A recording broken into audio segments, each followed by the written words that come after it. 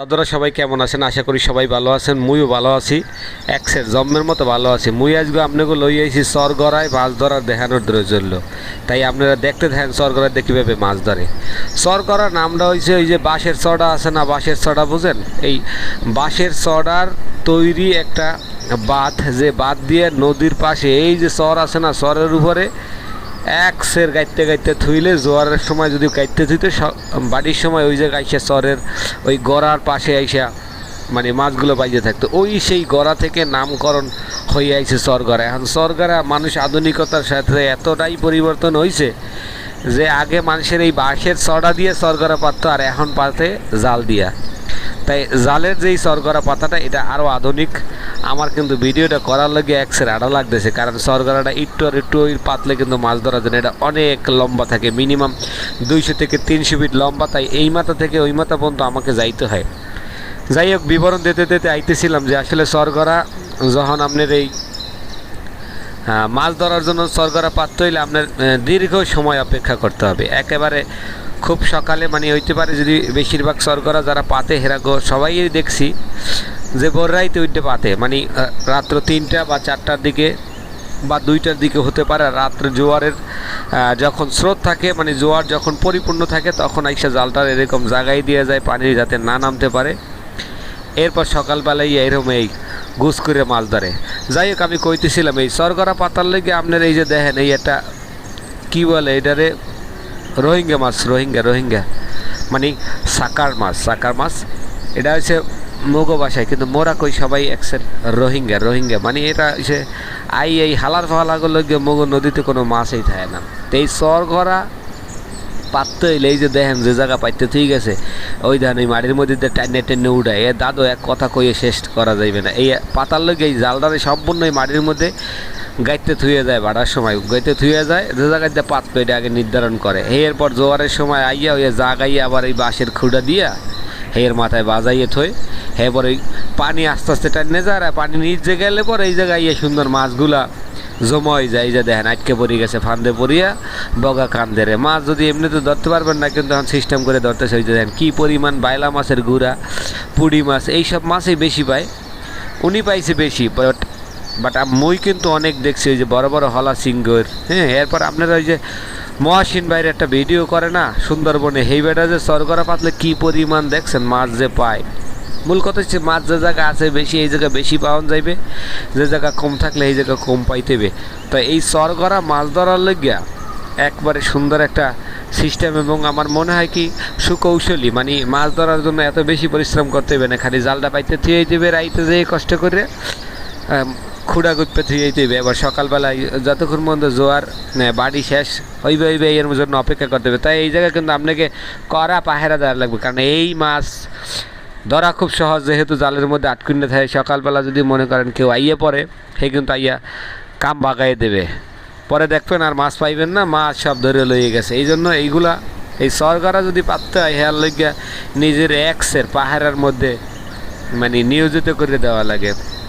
তাই এই ভিডিওতে দেখেন এই বেটার চোখ মুখ দেখেই বোঝা যাইতেছিল যে আসলে ঘুম ভাঙি উঠছে। দেখেন এই মোটামুটি ভালোই মাছ পাইছে, কিন্তু হে খুশি না, কিন্তু হে অনেক মাছ দরকার, হের বড় বড় মাছ পায় না, মানে ছোটো মাছ পাইছে, এতে পয়সা কমইবে। মূলত হচ্ছে এইসব পেশাদার মৎস্যজীবী ছাড়া এই চরগড়া সাধারণত পাতে না, কারণ এটা একটা লং প্রসেস। তো এই প্রসেস দিয়ে আসলে কেউ সাধারণত মাছ ধরতে, মানে মোরা তো চাই জামু আর ফস করে টোহাই লইয়ামো মাছ, কিন্তু এইরকম তো সোজা না। এই চরগড়াটা পাতার লেগে এবার মিনিমাম রাত্র 2টার সময়, মানে জোয়ার আর বাড়া প্রায় 6 থেকে 7 ঘন্টা আগে, মিনিমাম এটা 7 ঘন্টা আগে এই জালটা মাটির মধ্যে ঘুরতে থুয়ে গেছে। এই ঘুরতে থুয়ে গেছে পরে এখন আইছে, যখন বাড়ি হয়েছে পানি কমে গেছে, এখন এই 6-7 ঘন্টা পর্যন্ত এর কিন্তু পরি দেওয়া লাগছে এই জায়গা, যেহেতু কোনো কারণে কেউ যদি মাছ ধরে লাজ যেতে পারে। তাই মোদ্দারে মনে হয়েছে অনেক মাছ পাইছে, হয়তো বা উনির কাছে নাও হইতে পারে। হ্যাঁ, কিছু করার নাই, এটা যার যার মন মানসিকতা, যে অল্পে তুষ্ট। মূল কথা হচ্ছে এর পরিশ্রমের সাথে হয়তো বা হয় নাই, মেলে নাই, কিন্তু মোর মাছ দেখে মোর তো পরাণ জুড়াই গেছে। মোদ্দারে খুব ভালো লাগছে, আর এই মাছগুলো খাইতে এক্সের মজা। তো এই কথা হচ্ছে মুই কিন্তু এর মধ্যে আইল মাছ বাঁচতেও দেখছি, এ জায়গা দেখি নাই।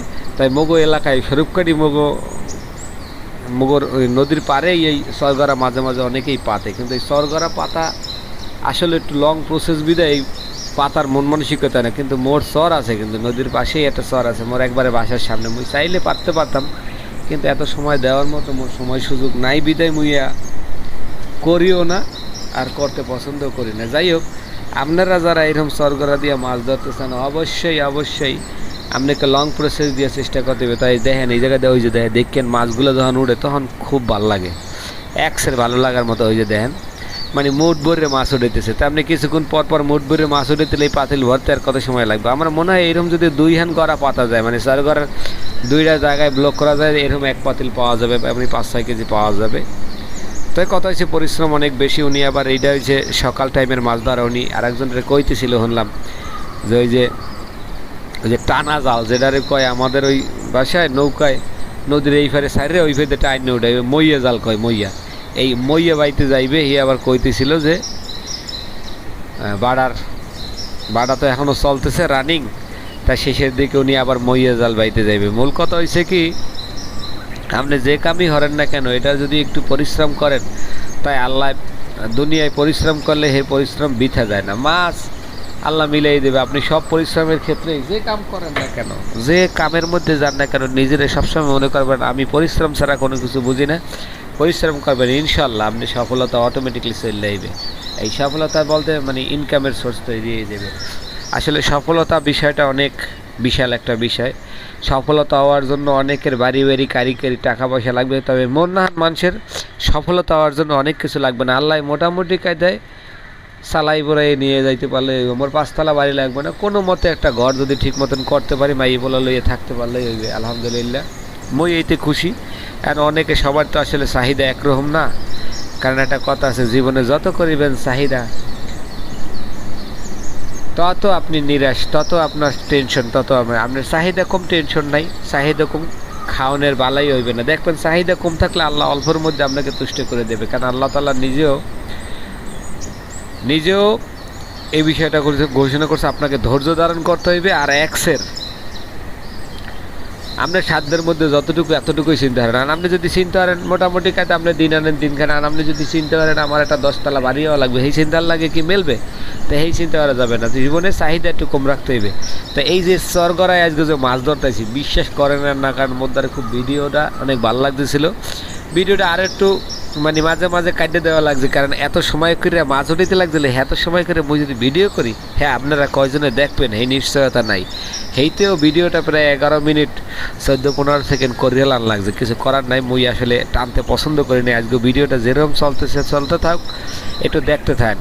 এই যে মাছ ধরার দৃশ্যগুলো, এগুলো আসলে আর খুঁজে পাইবেন না, তাই একটু মনোযোগ দিয়ে দেখবেন খুব ভালো লাগবে। এই যে ছোটো ছোটো পুঁটি মাছ, আপনারা প্রয়োজন হইলে মোর ভিডিওটা একটু জুম করেও দেখতে পারেন। যখন মাছ উঠাইবে তখন আসলে এক ধরনের চাহিদা আছে। এই যে দেখেন ওই যে মাছ উঠাইতেছে, ভালো মাছ পাইছে, কিন্তু ওই যে হাতে হান এর মধ্যে মনে হয় এইবার একটা উঠছে, ওই যে কী বলে হামুক, এই হামুকটার পাকায় হেলাইয়া, এই হামুকটা না, এটার মধ্যে হামুক ওরে নাই, আর একবার উঠছিল হামুক উঠছিল, হামুকটারে হেলাই দিয়ে আবার হামুক কিন্তু একশের আশে খায়, আসে ঔষ আছে না, ওই আসে কিন্তু জম্মের খাওয়ান খায়, হামুক খায়। তাই মুই এই যে দেখেন এই একশের পুঁটি মাছ ধরে। মূল কথা হচ্ছে কি, এটা শেষ মুহূর্তে তো এখন হাতের দ্বারে পাইতে ধরতে তো খুব মজাই। তা আমার কাছে এই ভিডিওগুলো দেখতে জম্মের মতো ভালো লাগে, এক কইয়ে মানে চিত্তগুন্দে ভালো লাগা তো এই যে দেখছেন ওই যে কইলাম না হামুকটা হালাই দিচ্ছে এখন, দেখছেন। মূল কথা হচ্ছে এরকম মাছ ধরতে থাকেন, দেখতে থাকেন, আপনার আসলে অনেক লং ভিডিও হয়ে যাবে, কিন্তু কিছু করার নাই। এই জায়গাতে দেখেন এই মাছগুলো এক জায়গায় হইলে পর কিলবিল কীরকম করে, এই যে সিনারিগুলো, এইগুলোই তো ভালো লাগা। মাছ ওই ছোটো ওই যে দেন কীভাবে লাফালাফি করতেছে, ছোটো মাছ, যদিও বায়লার গুঁড়ো তো এইগুলো সাধারণত জালতে নামে না। অন্য মাছ হইলে ফরাত করে দৌড়ে এদিক পলাইতো, কিন্তু এই মাছগুলো পলায় না।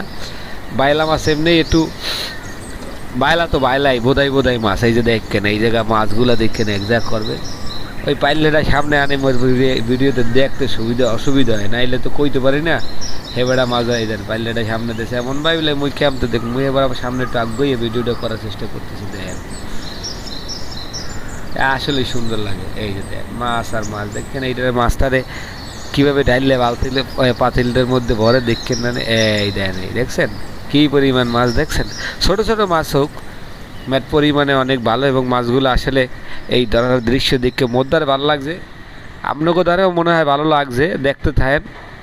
আর এইরকম ভিডিও, এইরকম সুন্দর মানে ভিডিও কোয়ালিটি মনে হয় না করতে পারবো। তাই একটা কথা কি, মুই গরিব মানুষ, তাই মোর দ্বারে অত আইফোন 16 প্রো ম্যাক্স বা নর্মাল ভিডিও নেই। মোর দ্বারে পোকো X3 অনেক আগে একটা কিনছিলাম, হেডের দিয়ে মুই ভিডিও করি করতে রয়েছি। আল্লাহ যদি পারেই কোনো সময় একটা চেঞ্জ করতে পারে। আর আপনারা যদি মোরে একটু ভিডিও লাইক কমেন্ট শেয়ার করে একটু সহযোগিতা করেন, তাই মোর মনে হয় চিন্তাধারা আছে যদি পারি একটা ভালো একটা মোবাইল কিন, মানে তাই এইটা ইন্সপিরেশন পাইতেই হবে আপনাকে দায়িত্ব, বুঝলেন? ইন্সপিরেশন আপনাকে দায়িত্ব যদি ওই অনুভূতিটা যদি না জাগে যে না আসলে কাম হলে কিছু পাওয়া যাবে, এইটা যদি না হয় তাই আসলে ভালো লাগে না। তাই ইন্সপিরেশন পাওয়ার জন্য মোর ভিডিওগুলো লাইক করবেন, শেয়ার করবেন, কমেন্ট করবেন। অবশ্যই যদি কোনো ভাষাগত সমস্যা, কোনো ভিডিওগত সমস্যা থাকে অবশ্যই মোরে কমেন্ট করে জানাইবেন যে মোর সমস্যাটা কোন জায়গায়। কারণ মুই না জানলে কিন্তু মুই নিজেই বুঝবো না, আর মুই না বুঝলে কিন্তু এই সমস্যাই থেকে যাবে। আপনারা যদি সমস্যার কথা না করেন,